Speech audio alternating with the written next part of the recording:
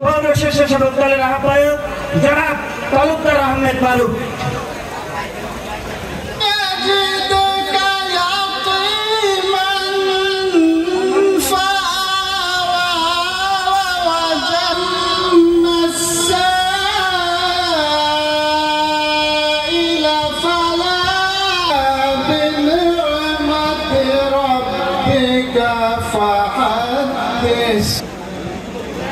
এই পর্যায়ে দোয়া করবেন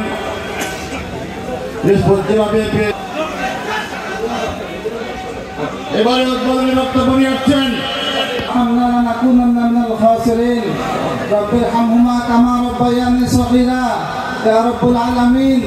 আজকে দীর্ঘ বছর পরে প্রিয় নেতৃবৃন্দ, ভারতের জাতীয়বাদী দল বিএনপি সাবেক ছাত্রতা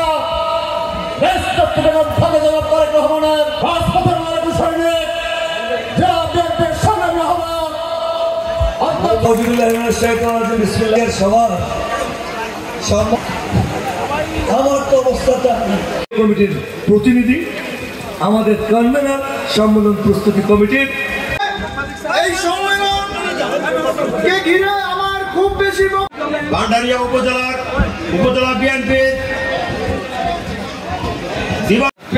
15 বছর কোন পদ চাইনি, তিনি নিজে কিন্তু পদ নেন নাই। মাঠ দেখে উৎফুল্ল হওয়ার কোনো কারণ নাই। সামনে অদৃশ্য শক্তিশালী বিরাট দেওয়াল। এই দেওয়াল ভাঙতে হলে আপনাদেরকে জনগণের কাছে যেতে হবে। যে এভাবে সম্মেলন করতে গেলে তৎকালীন সরকার আপনাদের কি বসতে দিত?